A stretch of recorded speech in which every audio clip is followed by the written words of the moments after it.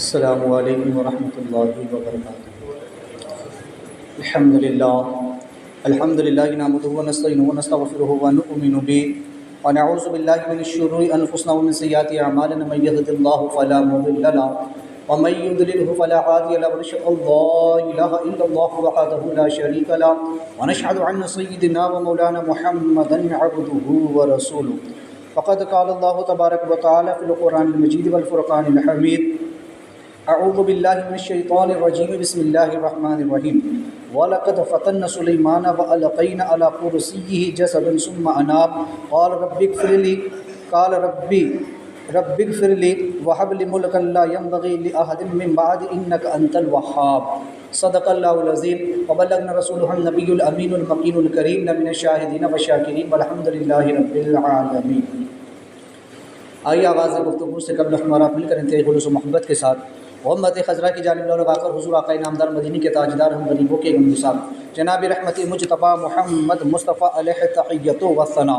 صلی اللہ تعالی وسلم کی بارگاہ پیکس پناہ میں درود و سلام کا ثنا پیش کرتے ہیں۔ اللہم صلی علی سیدنا و مولانا محمد معادل الجود والکرم وآلہ وصحبہ وبارک وسلم۔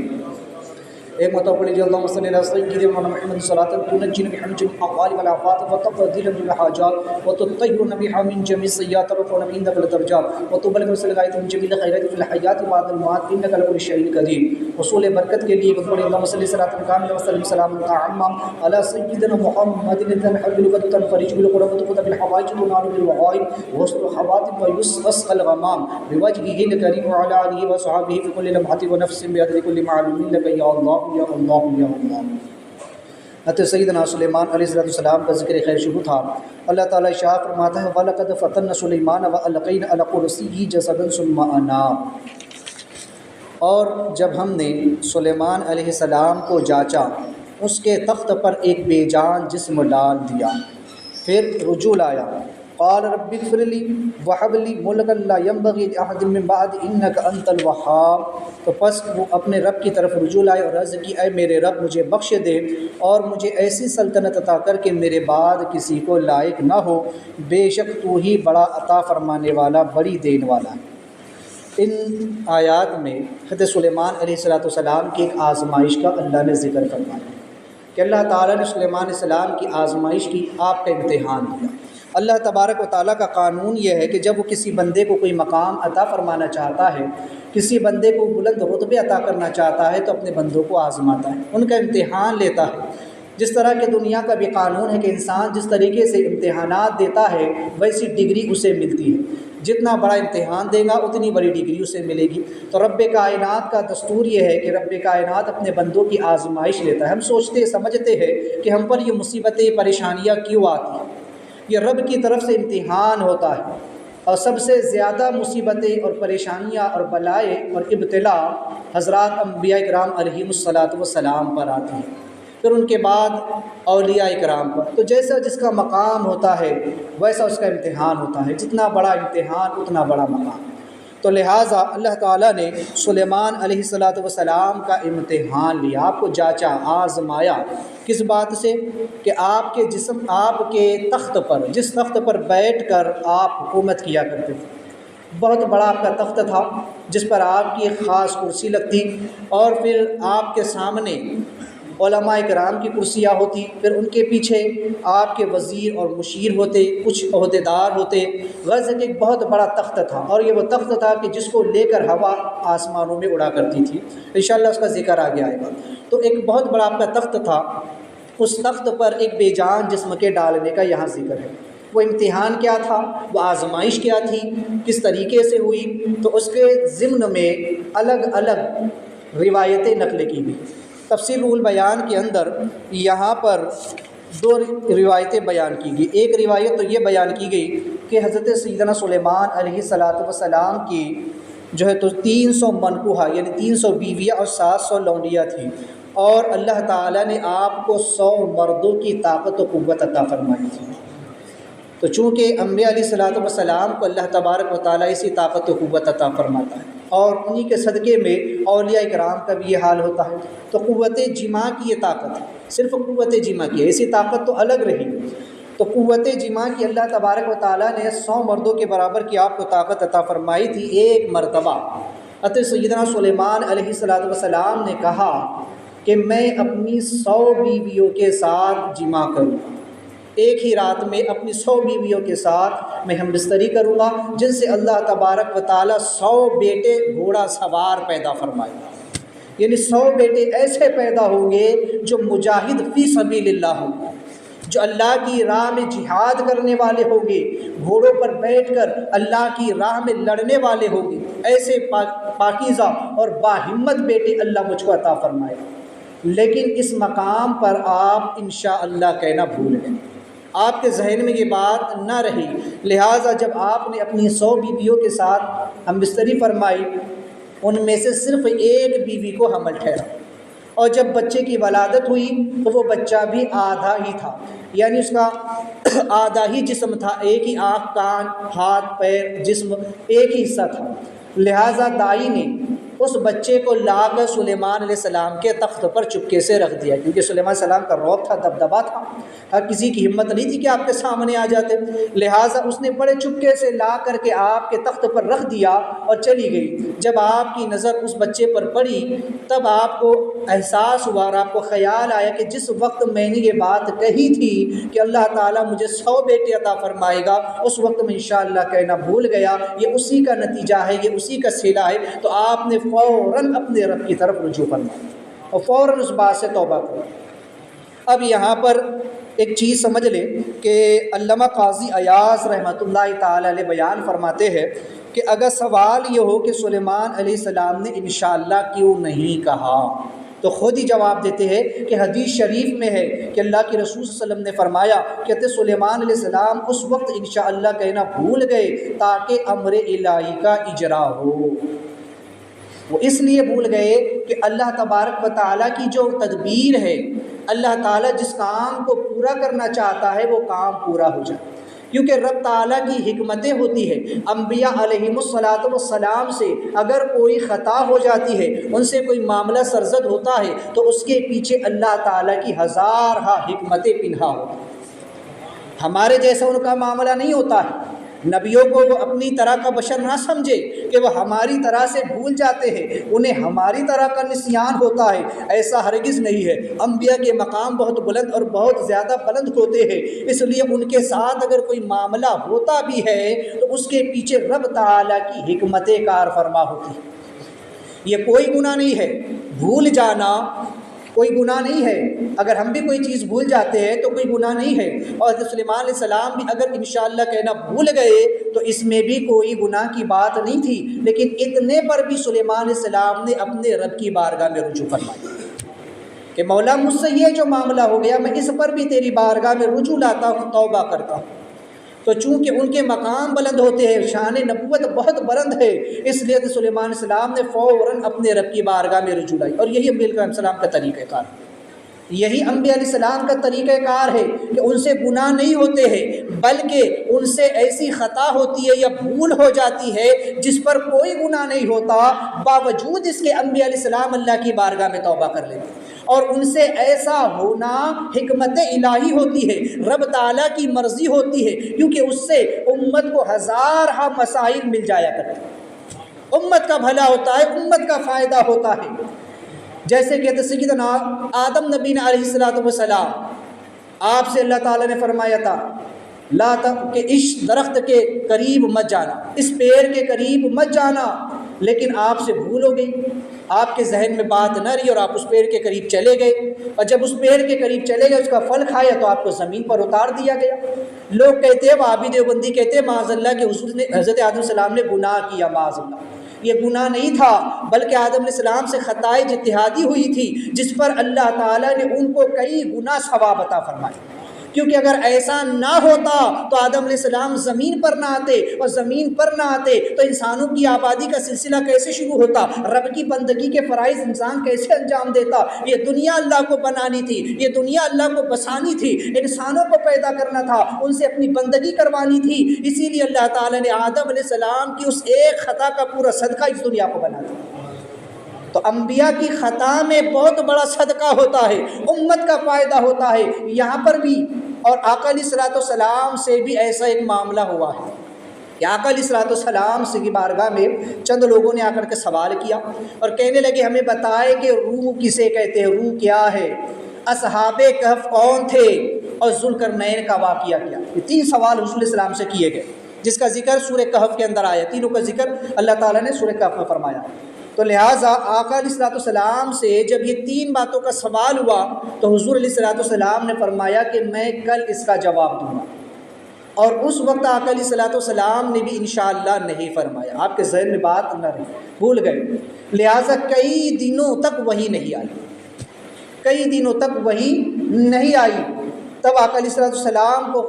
خیال آیا کہ میں نے اس وقت یہ بات کہی تھی اور انشاءاللہ نہ کہا تھا، لہٰذا جیسے ہی آپ کو خیال آیا اپنے رب کی بارگاہ میں رجوع کیا تو آیت کریمہ کا نزول ہو گیا، اور ایک پیغام امت کو مل گیا کہ جب بھی تم کوئی بات کہو کل کے لیے، آئندہ کے لیے، تو انشاءاللہ کہہ لیا کرو۔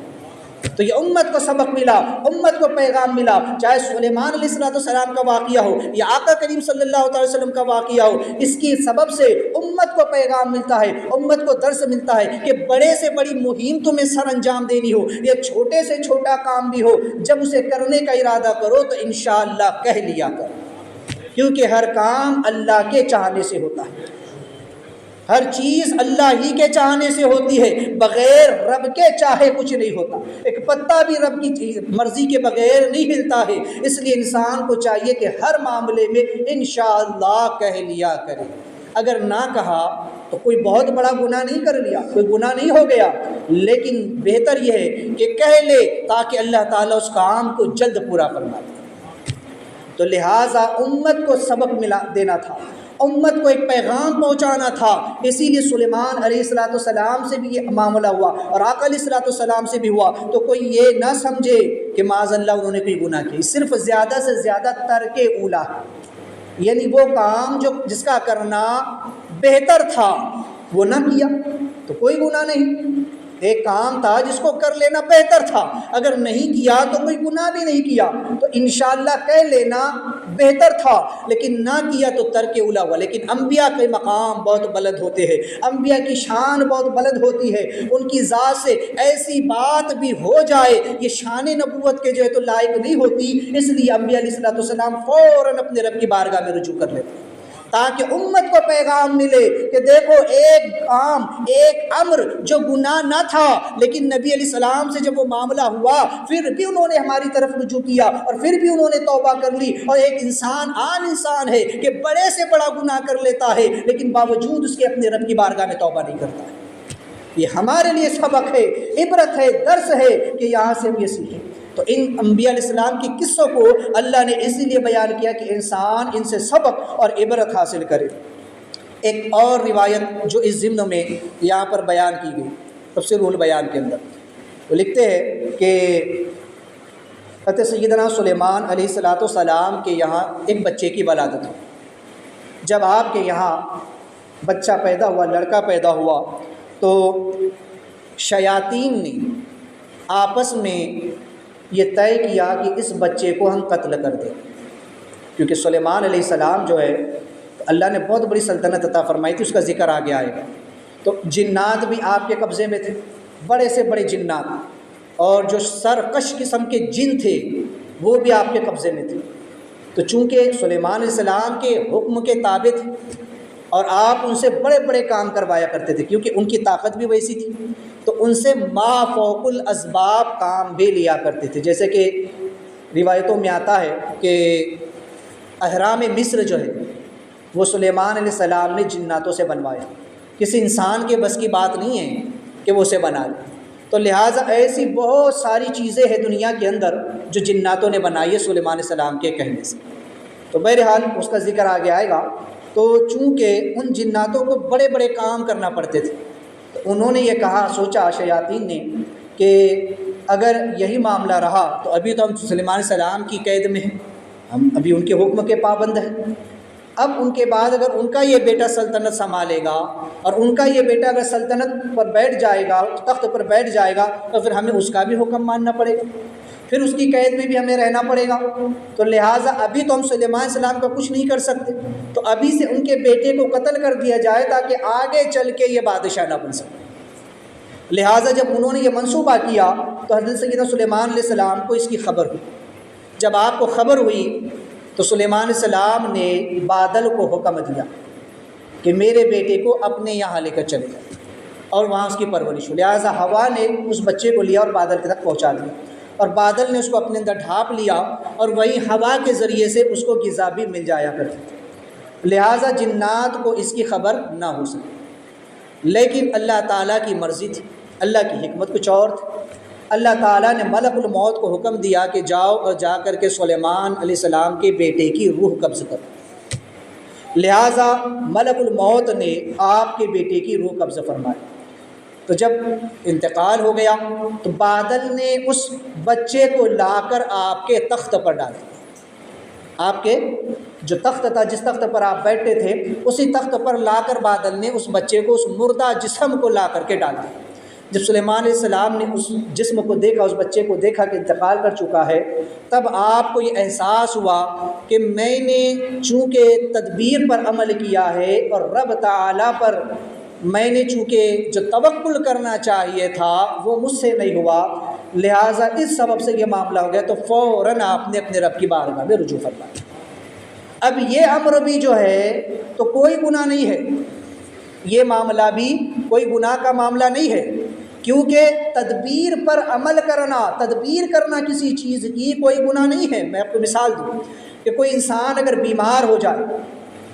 تو اگر وہ علاج کرانے کے لیے دواخانے میں جائے، اپنا علاج کرائے، تو کوئی گناہ نہیں، بلکہ علاج کرانا تو ہماری شریعت میں سنت ہے کہ اگر علاج نہ کرایا اور اس بیماری میں مر گیا تو پوچھو کہ جب سنت تھا اور جان بچانا فرض تھا تو پھر تو نے اپنی جان کیوں نہ بچائی، علاج کیوں نہ کیا؟ تو چونکہ تدبیر کرنا یہ کوئی گناہ نہیں ہے، بلکہ یہ دنیا عالم اسباب ہے۔ اللہ تعالیٰ نے اس کائنات کو بنایا ہی عالم اسباب ہے، کیونکہ یہاں کے سارے کام سبب سے ہوتے ہیں۔ علماء فرماتے ہیں کہ دو عالم ہیں، ایک عالم امر ہے اور ایک عالم خلق ہے۔ عالم امر وہ ہے جس میں روحیں رہتی ہے، عالم امر وہ ہے جو کن فیکن سے بنا ہے، جہاں پر بس جو چیز کہہ دی جاتی ہے وہ ہو جاتی ہے۔ لیکن عالم خلق وہ ہے جو مادیت،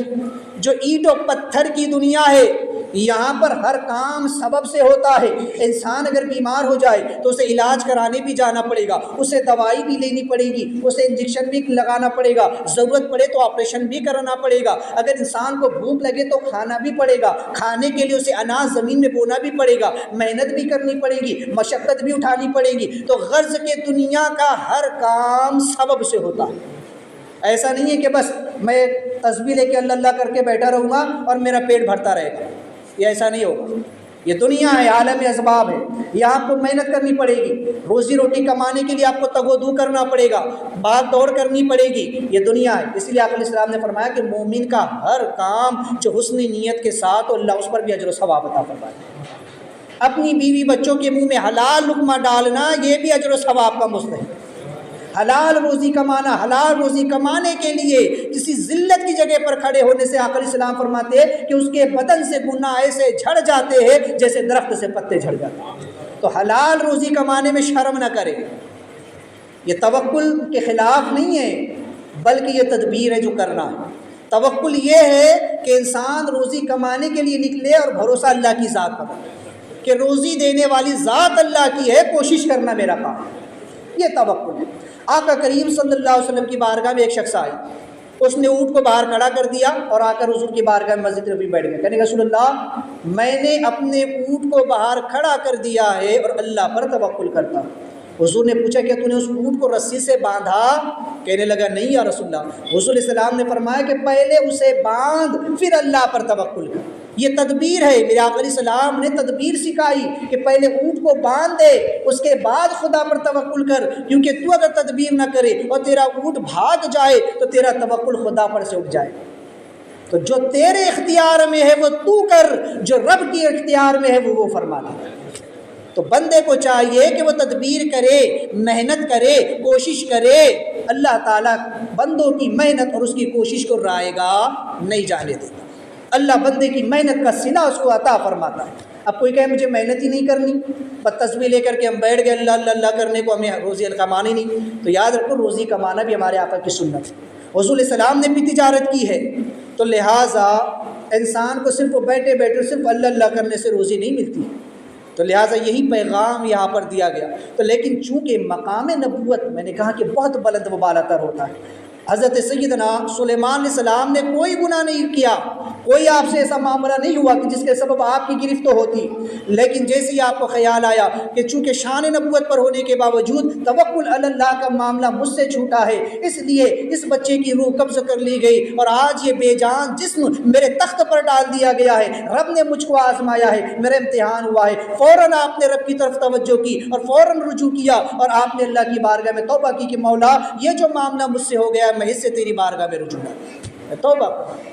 سوچے کوئی گناہ نہیں ہے، لیکن باوجود اس کے آپ اللہ کی بارگاہ میں توبہ کر رہے ہیں، آپ اللہ کی بارگاہ میں رجوع کر رہے ہیں۔ اور ایسا ہی ایک واقعہ جو ہے علامہ امام فخر الدین رازی رحمۃ اللہ تعالی نے تفسیر میں بیان فرمایا۔ وہ فرماتے ہیں کہ دراصل حقیقت یہ ہے، وہ ان واقعات کا رد فرماتے ہیں جو بھی ذکر ہو گئے، لیکن فرماتے کہ حقیقت یہ ہے کہ اللہ تبارک و تعالیٰ نے حضرت سلیمان علیہ السلام کو بہت بڑی سلطنت عطا فرمائی،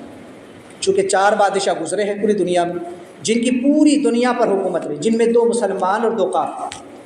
انہی میں حضرت سلیمان علیہ السلام۔ تو چونکہ سلیمان علیہ السلام کو اللہ تبارک و تعالیٰ نے 4 بادشاہ، سلیمان علیہ السلام، ذوالقرنین یہ 2 مسلمان اور بخت نصر اور نمرود یہ 2 کافر۔ تو سلیمان علیہ السلام کی چونکہ حکومت پوری دنیا پر تھی اور آپ بڑے ہی شان کے ساتھ کر و فر کے ساتھ آپ جو ہے تو جہاں فرمایا کرتے تھے، سلطنت کیا کرتے تھے اور عدل انصاف آپ فرمایا کرتے تھے۔ آج اگر آپ دیکھیں کہ ایک گھر کے اندر زیادہ افراد ہو جائے تو گھر کے اندر ہی جو ہے ہم سے انصاف نہیں ہو پاتا ہے، لیکن سلیمان علیہ السلام کو اللہ نے ایسی جہاں عطا فرمائی کہ آپ پوری کائنات پوری زمین پر جو ہے تو آپ حکومت فرمایا کرتے تھے، اور مجال تھی کسی کے ساتھ بھی جو ہے تو ذرہ برابر ناانصافی ہو جائے، لیکن جب آپ اپنی کرسی پر جلوہ فرما ہوتے، جب آپ اپنے تخت پر بیٹھتے تو تمام لوگوں پر آپ کا رعب طاری ہو جایا کرتا تھا۔ آپ بڑے ہی جو ہے تو جسیم جسم والے تھے، بڑا ہی آپ کا جسم جو تو تندرست تھا، اور جب آپ بڑی ہی شان کے ساتھ اپنی کرسی پر جلوہ فرما ہوتے، تخت پر براجمان ہوتے، تو تمام جن اور انس اور تمام مخلوقات پر آپ کی ہیبت طاری ہو جایا کرتی تھی۔ لہٰذا ایک مرتبہ آپ ایک بیماری میں مبتلا ہوئے، اللہ نے آزمایا۔ علامہ امام فخر رازی فرماتے کہ یہاں پر فتن سلیمان سے یہ مراد ہے کہ اللہ علیہ السلام کو آزمایا، آپ کی آزمائش لی اللہ تعالیٰ نے، اتنی بڑی سلطنت دینے کے بعد جب اللہ نے آپ کو آزمایا کہ آپ کو بیماری دی کہ دیکھے ہمارا سلیمان کیسے صبر کرتا ہے۔ یہاں پہ صبر یوں بھی مشہور ہے کہ آپ کو بھی ساتھ معاملہ ہوا ہے کہ بیماری ایسی تھی، تو اللہ تعالیٰ اگر بندوں کو نعمت دیتا ہے نا تو اللہ تعالیٰ آزماتا بھی ہے۔ ایسے مقام پر انسان کو صبر و شکر کا دامن تھامنا چاہیے کہ دیکھے کہ اللہ تعالیٰ ہمیں جب کیسی عظیم نعمتیں کھلاتا ہے تو ہم اس کا شکر ادا نہیں کرتے، لیکن جب بیمار ہو جاتے ہیں تو ہم شکوے شکایت کرنا شروع کر دیتے، ارے فلاں چیز کھانے کو نہیں مل دی، میرا فلاں چیز کھانے کو من کر رہا تھا، بیماری کی وجہ سے یہ چھوٹ گیا وہ چھوٹ گیا، ڈاکٹر نے یہ منع کر دیا وہ جو ہے تو روک دیا گیا۔ لیکن جب تجھے تندرستی تھی اور جب تو یہ نعمتیں کھاتا تھا تو نے اللہ کا شکر کتنا ادا کیا۔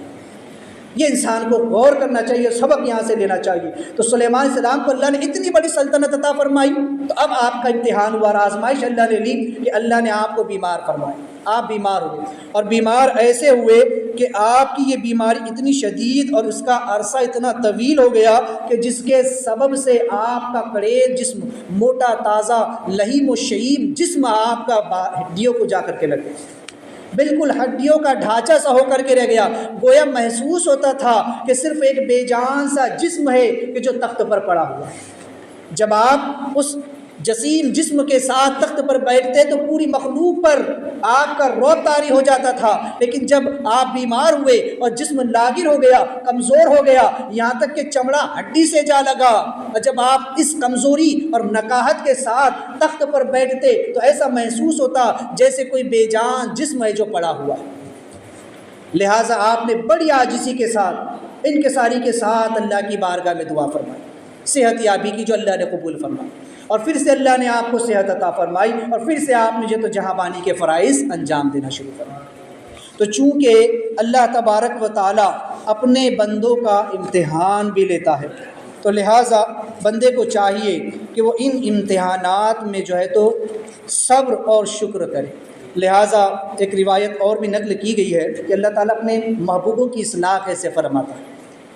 روایت میں ہے کہ تفسیر البیان میں ہے کہ حضرت سلیمان علیہ السلام کے ایک صاحبزادے کا جب انتقال ہوا تو آپ رونے لگے، جب وہ تخت پر لا کر رکھ دیا گیا آپ رونے لگے،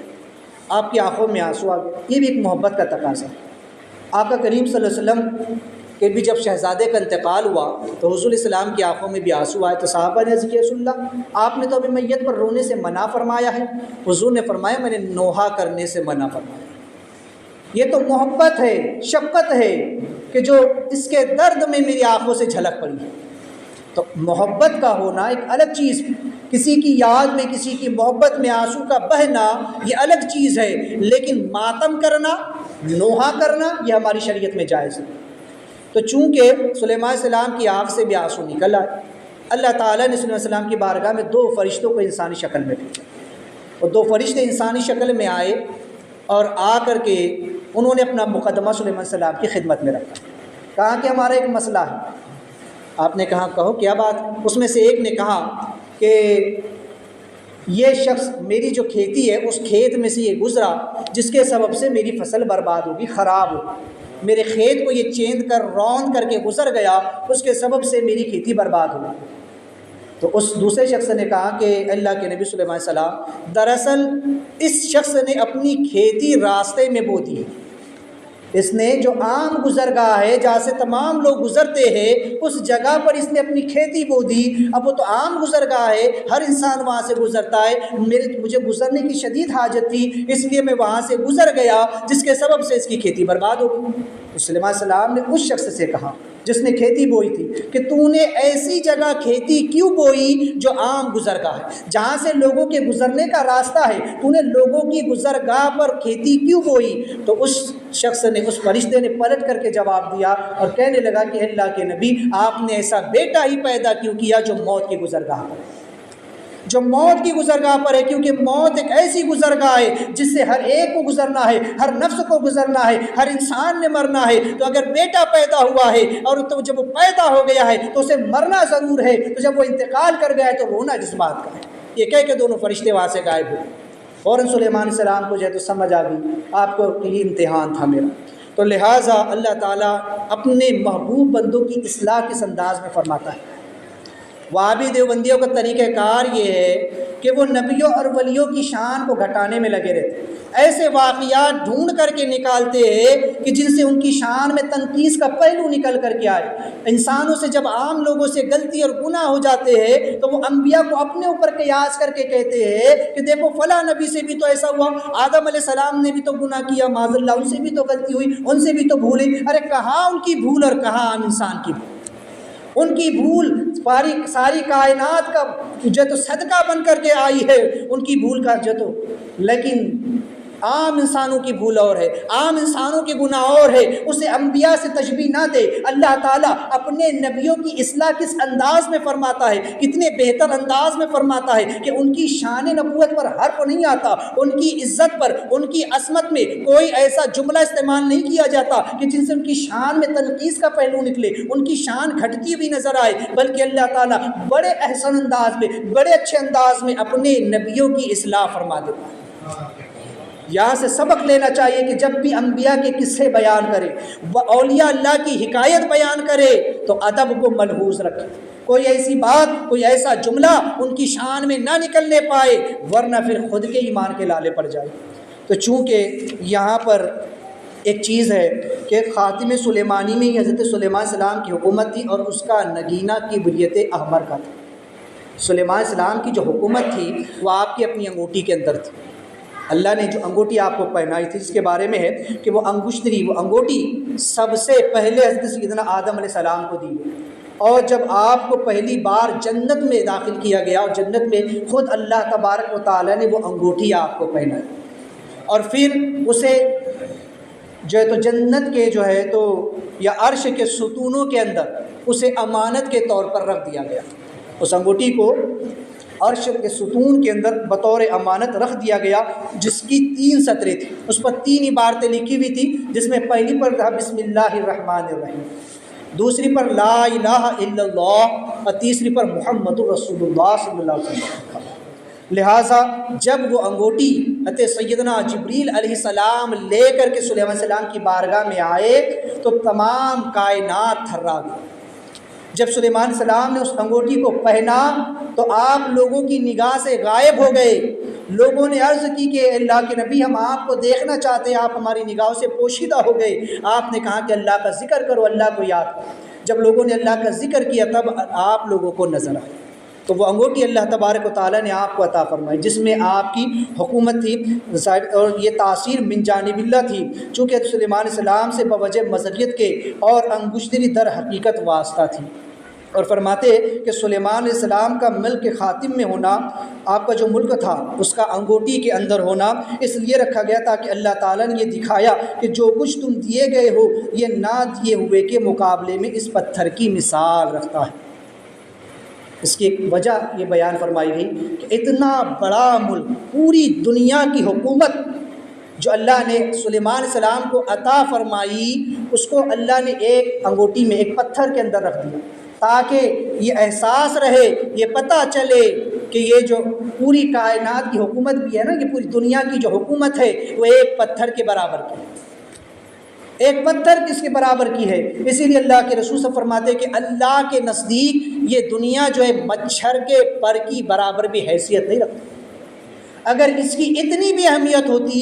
تو اللہ تعالیٰ کافر کو ایک گھونٹ پانی بھی عطا نہیں فرماتا، لیکن اللہ کی نظر میں اور اللہ والوں کی نظر میں اس دنیا کی کوئی اہمیت نہیں۔ وہ دنیا کو پیروں کے نیچے رکھتے ہیں اللہ والے، اور ایک ہم ہے کہ دنیا کو اپنے سر پر سوار کر کے گھومتے ہیں، اپنے دل میں ہم جگہ دے کر کے رکھتے ہیں دنیا کو، ساری زندگی دنیا دنیا دنیا کرتے ہیں۔ تو لہٰذا یہ ایک تمثیل دی گئی تاکہ جو تو لوگ سمجھیں کہ اس کائنات کی حقیقت کیا ہے۔ حضرت سیدنا عثمان بن عفان رضی اللہ عنہ، آپ کی جو خلافت تھی اس کے بارے میں روایتوں میں آتا ہے کہ اللہ کے رسول صلی اللہ علیہ وسلم نے حضرت عثمان بن عفان کو انگوٹھی عطا فرمائی تھی، لہٰذا جب آپ نے اس انگوٹھی کو پہنا تو آپ کی خلافت میں کوئی رخنہ نہیں تھا، بڑی ہی خوش اسلوبی کے ساتھ آپ اپنی خلافت کے فرائض انجام دیتے ہیں۔ ایک مرتبہ آپ ایک بیر پر بیٹھے ہوئے تھے، جو بیر پہلے زمانے میں کنویں ہوتے تھے بیر، اس پر آپ بیٹھے ہوئے تھے، اپنے پیر کو آپ نے اندر لٹکایا ہوا تھا، اور آپ کے ہاتھ سے وہ انگوٹھی نکل کر کے اس بیر کے اندر گر گئی۔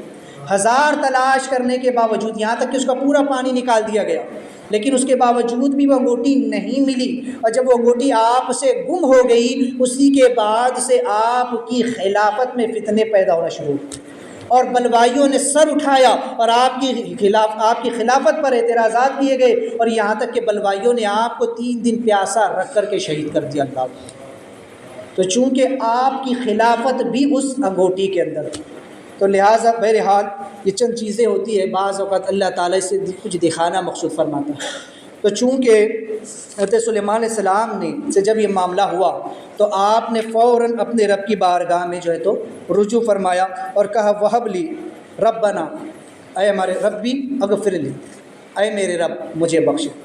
مجھے معاف کر دے کہ یہ جو معاملہ مجھ سے ہو گیا ہے۔ تو لہٰذا اس پر آپ نے اپنے رب کی بارگاہ میں جو ہے تو توبہ کی، رجوع لایا آپ نے۔ تو چونکہ سلیمان علیہ السلام کو اللہ تعالیٰ نے ایسی زبردست حکومت عطا فرمائی کہ جن و شیاطین بھی آپ کے قبضے میں تھے، آقا کریم صلی اللہ علیہ وسلم کی حکومت پوری کائنات پر اللہ نے عطا فرمائی، تمام جن و انس و ملک پر اللہ نے حضور کو اختیار عطا فرمائی، ایسی حکومت عطا فرمائی۔ لہٰذا یہاں پر ایک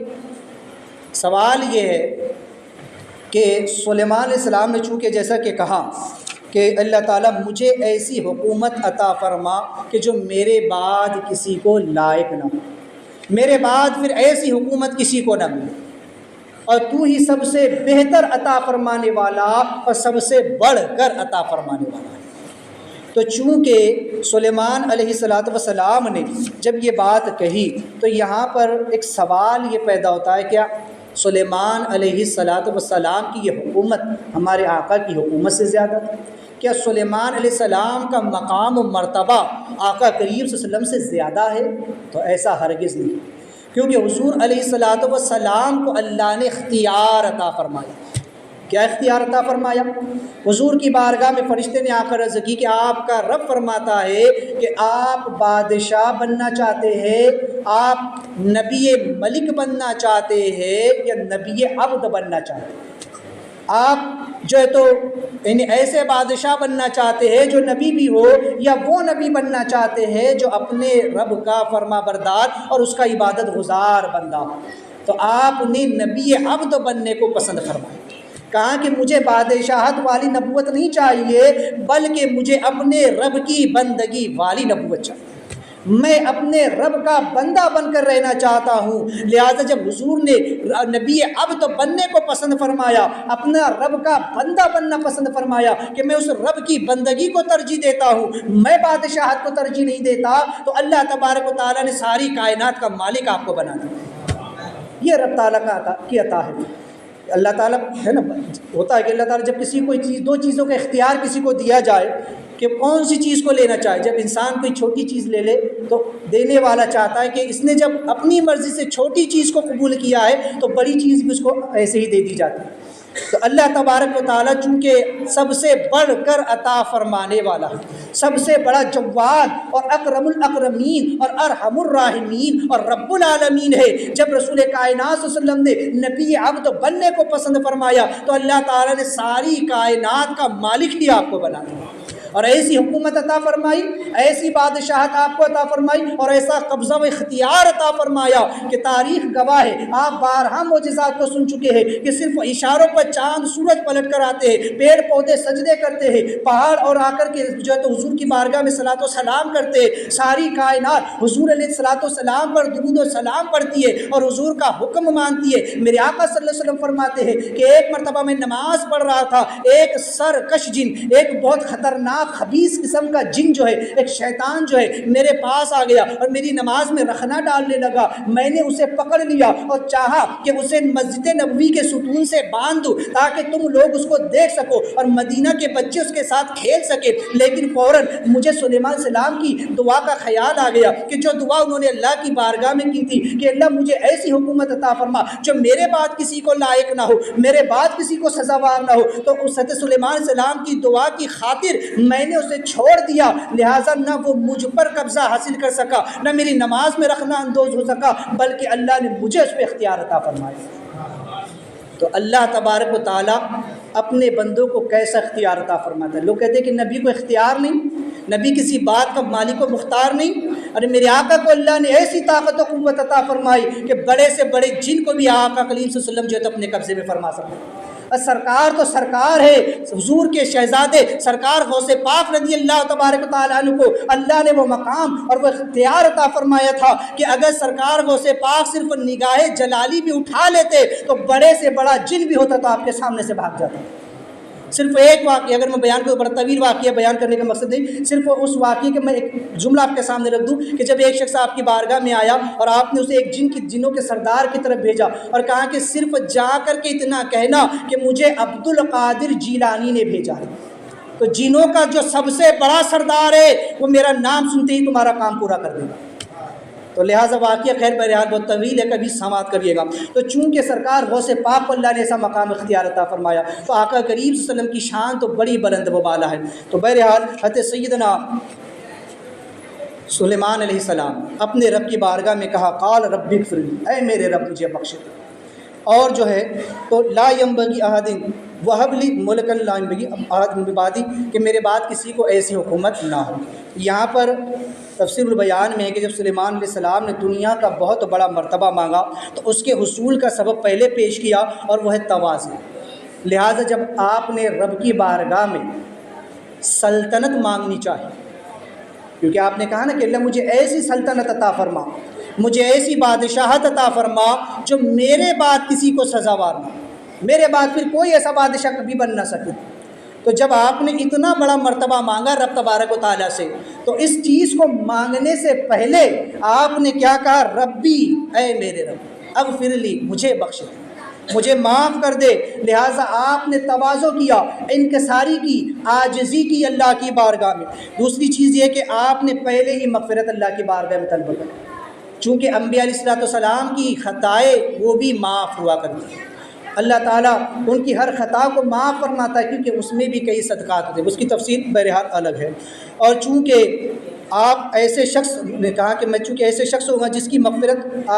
ہو چکی ہے، سلیمان السلام ایسے شخص ہے کہ جن کی مغفرت ہو چکی ہے، لہٰذا اگر ملک ان کے تصرف میں رہے گا، اگر وہ ملک پر تصرف کریں گے تو وہی کریں گے جو منظور الہی ہو، وہ وہی کریں گے جو خدا کو منظور ہوگا، اور رب کے احکام کا اجرا فرمائے گے، رب تعالیٰ کی شریعت کو نافذ فرمائے گے، نہ کہ اپنی مرضی سے اس کے اندر کوئی کام کرے۔ تو چونکہ آپ نے رب تعالیٰ سے ایسی حکومت مانگی،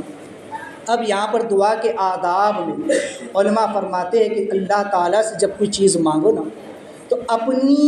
حیثیت کو دیکھ کر مت مانگو، بلکہ رب کے کرم کو دیکھ کر کے مانگو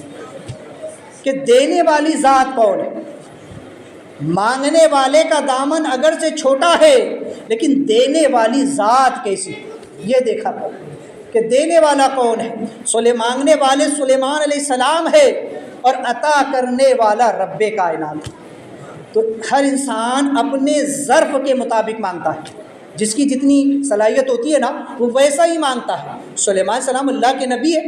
انہوں نے اپنی شان کے مطابق اللہ کی بارگاہ میں عرض کی کہ مولا مجھ کو ایسی حکومت عطا فرما کہ جو میرے بعد کسی کو سزاوار نہ ہو، میرے بعد کسی کو لائق نہ ہو، کوئی پھر ایسا بادشاہ بن نہ سکے، کیونکہ یہ بھی من جانب اللہ، اللہ نے آپ کے دل میں القاء فرمایا تھا، کیونکہ آپ کو اللہ نے وہ طاقت و قوت اور وہ صلاحیتیں عطا فرمائی تھی کہ آپ ہی پوری دنیا پر حکومت فرما سکتے تھے۔ تو چونکہ اللہ ہی کی طرف سے آپ کے دل میں الہام آیا تو آپ نے اپنے رب کی بارگاہ میں دعا کی اور یہ چیز مانگی۔ تو علماء فرماتے ہیں کہ جب رب سے مانگو تو مانگنے کا طریقہ یہ ہے کہ انسان اپنی اوقات نہ دیکھے بلکہ رب کے کرم کو دیکھے، کہ رب دینے والا ہے، وہ رب ہے، وہ رب العالمین ہے، وہ ہے کہ ان اللہ علی کل شیء قدیر ہے، اس کے یا لا نہیں ہے، اس کی قدرت میں عیب نہیں ہے، نقص نہیں ہے، کمی نہیں ہے، اس سے جو مانگا جائے وہ سب کچھ عطا فرما دیتا ہے۔ تو لہٰذا سب سے پہلی چیز ہے۔ دوسری چیز کہ جب رب سے مانگے تو اللہ تبارک و تعالیٰ کو بہتر خطاب کے ساتھ پکارے، اچھے القابات کے ساتھ رب کو پکاری، جیسا کہ یہاں آپ نے کہا ربی، اے میرے رب، پہلے آپ نے رب کو پکارا۔ تو علماء فرماتے ہیں کہ جب اللہ سے کوئی چیز مانگو تو دعا کرنے کا طریقہ یہ ہے کہ اللہ کو اچھے ناموں کے ساتھ پکارو، اس کے اسماء الحسنی کے ساتھ پکارو، اس کے بہتر ناموں کے ساتھ پکارو، اور پھر یہ کہ عاجزی کا مظاہرہ کرو، انکساری کا مظاہرہ کرو، کیونکہ تم اس رب کی بارگاہ میں مانگ رہے ہو، وہاں اکڑ کر مت جاؤ، وہاں تن کر مت جاؤ، جیسا کہ آج کل لوگوں کا معاملہ ہے کہ لوگوں سے بھی جب مانگتے ہیں نا تو اکڑ کے ارے لارے دینا، بولا تھا نا ایسا ویسا۔ تو یہ انسان کی معاملات نہیں ہونا چاہیے۔ کسی سے ہم اگر کوئی چیز مانگ رہے ہیں تو ہمارے اندر عاجزی ہونا چاہیے، اس لیے کہ اللہ کے رسول فرماتے ہیں کہ دینے والا ہاتھ لینے والے ہاتھ سے بہتر ہوتا ہے، جو دے رہا ہے وہ بہتر ہے، تو جب جس سے مانگ رہے وہ بہتر ہے، سب سے بڑھ کر ہے، تو جب رب کی بارگاہ میں مانگ رہے ہو تو اپنی عاجزی کا ثبوت پیش کرو، انکساری کا ثبوت پیش کرو، اس کے حضور رو گڑ گڑاؤ کہ مولا میں کچھ نہیں ہوں، میں بندہ عاجز ہوں، بندہ ناچیز ہوں، مولا تو قادر مطلق ہے، تو احکم الحاکمین ہے، تو رب العالمین ہے، تیری قدرت میں عیب نہیں ہے، تیری قدرت میں کوئی نقص نہیں ہے، تجھ سے جو مانگا جائے عطا فرماتا ہے، تو ان اللہ علی کل شیء قدیر ہے، بے شک تو رب العالمین ہے، ساری کائنات کا پالنہار ہے، ایک تو چوٹی کو بھی جو ہے تو رزق عطا فرماتا ہے، تو کیڑے کو بھی جو ہے تو پتھر کے اندر رزق عطا فرماتا ہے۔ اے مولا ہم تیری بارگاہ میں سوال کرتے ہیں، مولا ہم تو کچھ بھی نہیں ہے، ایک ناپاک قطرے سے پیدا ہوئے، انسان اپنے آپ کو رب کے حضور گرائے، اتنی عاجزی اور انکساری دکھائے اور روئے اور گڑ گڑائے۔ علماء فرماتے ہیں کہ کسی کو رونا نہ آئے تو رونے کی صورت بنائے اور پھر رب کے حضور مانگے۔ پھر دوسری چیز یہ کہ انسان جب مانگے ہے نا تو ساتھ میں صرف ایسا نہیں کہ دین ہی مانگ لے، یا یہ نہیں کہ صرف دنیا ہی مانگ لے، بلکہ دونوں چیزیں اللہ سے مانگو۔ اللہ سے دنیا بھی مانگو اور اللہ سے دین بھی مانگو۔ بعض لوگ ہوتے ہیں جو صرف اللہ سے دنیا ہی مانگتے ہیں، میرے پلاٹ ہو جائے، میرا کھیت مل جائے، میرا کھیت نکل جائے، میرا باغیچہ اچھا سے اچھی اس کی قیمت آ جائے، یہ ہو جائے۔ ہر انسان اپنے اعتبار سے دنیا ہی مانگتا ہے۔ فرماتے ہیں کہ رب سے صرف دنیا ہی مت مانگو بلکہ دین بھی مانگو، اور دنیا بھی مانگو تو حسن کے ساتھ مانگو، احسن طریقے سے مانگو۔ قرآن نے خود ہمیں سکھایا، ربنا آتنا فی الدنیا حسنہ وفی الآخرۃ، کہ اللہ تبارک و تعالیٰ سے سوال کرو کہ اے ہمارے رب ہمیں دنیا کی بھلائی عطا فرما اور آخرت کی بھی بھلائی ہمیں عطا فرما۔ تو آیت کریمہ میں اللہ تعالیٰ نے بندوں کے موافق پہلے دنیا ہی کو رکھا، کیونکہ بندہ پہلے دنیا ہی مانگتا ہے نا، تو اللہ تعالیٰ نے بھی پہلے دنیا کو رکھا۔ لیکن کیسے؟ ربنا آتنا فی الدنیا حسنہ، اللہ دنیا کی بہتری ہمیں عطا فرما، اے اللہ وہ روزی عطا فرما جو حلال ہو، وہ رزق عطا فرما، وہ نعمت دنیا کی عطا فرما جس میں بھلائی ہو، جس میں خیر ہو، ہمیں شر والی چیزوں سے محفوظ فرما۔ جب بھی کوئی چیز خریدے تو بسم اللہ پڑھ کر کے خریدے، نیک نیت کے ساتھ خریدے، اور رب تعالیٰ سے جب بھی کسی چیز کا سوال کرے تو اس کی بھلائی کا سوال کرے کہ مولا اگر میں کوئی چیز خریدتا ہوں تو اس کے ذریعے مجھے بھلائی عطا فرمانا اور اس کے شر سے مجھ کو محفوظ فرمانا۔ اور آخرت بھی اللہ سے مانگے، دین بھی مانگے، دنیا بھی مانگے، آخرت بھی مانگے۔ اللہ کے خزانے میں کسی چیز کی کمی نہیں ہے، اللہ اپنے بندوں کو بے حساب عطا فرماتا ہے۔ یہ انسان ہے کہ جو گن گن کر کے رکھتا ہے، لیکن رب ہے کہ بے حساب عطا فرماتا ہے۔ جب ہم دینے کی بات آتی ہے نا، جب بات آتی ہے کہ مسجد مدرسے میں دینا ہے تو ہم پہلے ٹٹولتے ہیں کتنے کی نوٹ ہے، اس کے بعد جا کر کے ہم دیتے ہیں۔ لیکن رب جب بندہ مانگتا ہے اور جب رب تعالیٰ اپنی رحمت کے دروازے کھولتا ہے تو بے حساب عطا فرماتا ہے۔ رب گن کر نہیں دیتا بلکہ بے حساب عطا فرماتا ہے، یہ بندہ ہے جو گن گن کر اس کی بارگاہ میں دیتا۔ تو چونکہ رب کی شان بہت بلند ہے، وہ رب العالمین ہے، سب کو عطا فرماتا ہے، تو لہٰذا فرمایا کہ اللہ سے مانگنے کے طریقے یہ ہیں، آداب یہ ہے کہ بندہ عاجزی کرے، بہتر ناموں کے ساتھ پکارے۔ علماء فرماتے ہیں کہ جب بھی دعا کرے تو اس کے اول اخیر میں درود شریف ضرور پڑھ لیا کرے، تاکہ اس کی برکت سے اللہ تعالیٰ تمہاری دعاؤں کو جلد قبول فرمائے۔ تو چونکہ یہ چند باتیں تھیں، اللہ تبارک و تعالیٰ اسے قبول فرمائے اور ہمیں جو ہے تو صحیح طریقے سے اللہ سے مانگنے کی توفیق عطا فرمائے۔ لہٰذا دوران گفتگو کوئی غلطی ہوئی ہو تو توبہ کرتا ہوں۔ استغفر اللہ ربی من کل ذنب و اتوب الیہ، لا الہ الا اللہ محمد الرسول اللہ۔